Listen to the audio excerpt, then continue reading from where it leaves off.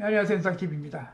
지난 시간에 이어서 이번 시간에는 경매 중에서 우리가 권리 분석의 가장 중심이 되는 말소 기준 권리를 어떻게 파악하는 데 대해서 말씀을 드리겠습니다.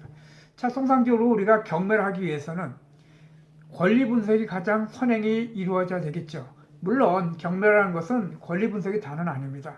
물건을 분석하고 그 물건을 낙찰받아서 그 물건 나중에 어떻게 매각하는가에 대한 어떤 부동산 전반에 대한 지식도 굉장히 중요하죠. 그러나 그런 낙찰을 받기 위해서는 가장 기본이 되는 권리 분석을 이루지 않으면 아무 의미가 없다는 겁니다. 그래서 권리 분석을 무시할 수도 없지만 또 그렇다고 너무 맹신할 것도 없고 또 권리 분석에 너무 치중할 것도 아니지만 가장 기본적인 것은 권리 분석을 명확히 우리가 알고 있어야 그에 따른 물건을 경매를 통해서 낙찰을 받고 그 낙찰받은 물건을 적절하게 매각함으로써 수익을 창출할 수 있다는 것입니다.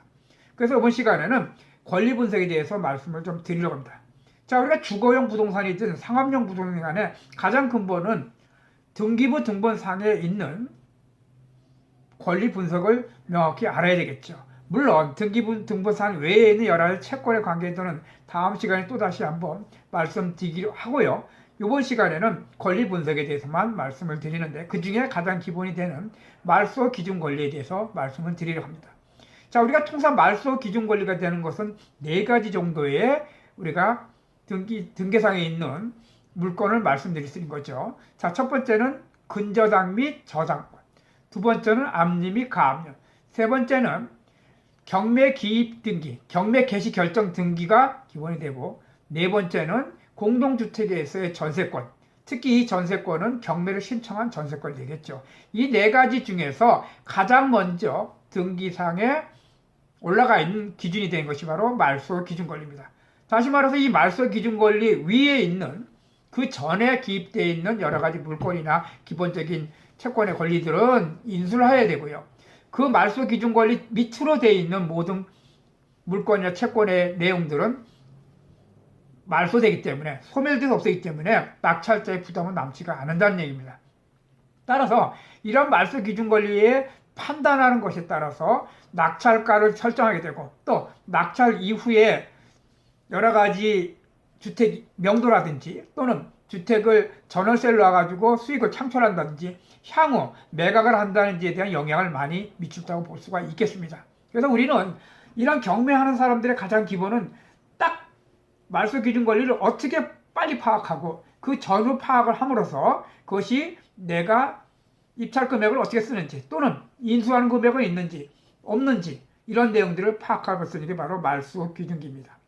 자, 특히 주거용 어떤 물건에 대해서는 이 말소 기준 권리의 굉장히 중요성이 더 부각이 되는데요.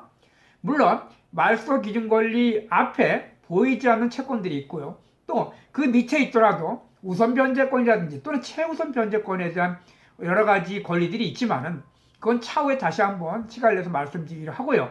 오늘은 가장 근본이 되는 이런 말소 기준 권리를 먼저 파악하고 그 말소 기준 권리의 전후 상황을 분석할 수 있는 능력을 갖춰야지만이 경매에 있어서 실패하지 않는다는 것입니다. 자, 경매하시는 분들의 가장 근본은 권리 분석을 할 줄 알아야 되고요. 그 권리 분석의 가장 기본이 되는 말소 기준 권리인 근저당, 저당, 압류, 가압류, 그 다음에 전세권 설정, 그리고 경매 기입 등기에 대한 내용들을 반드시 머릿속에 기억을 하셔야 되겠습니다. 우리가 경매 입찰에 대한 여러 가지 서류를 딱 보면은 거기에 따라서 말소 기준 권리를 먼저 찾아서 그 위로 앞뒤로 권리 분석을 해야 되겠다는 것을 말씀드립니다. 자, 오늘은 말소 기준 권리에 대해서 말씀을 드렸습니다.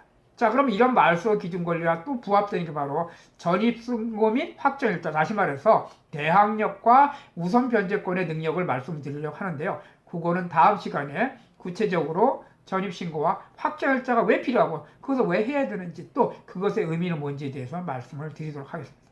네, 감사합니다.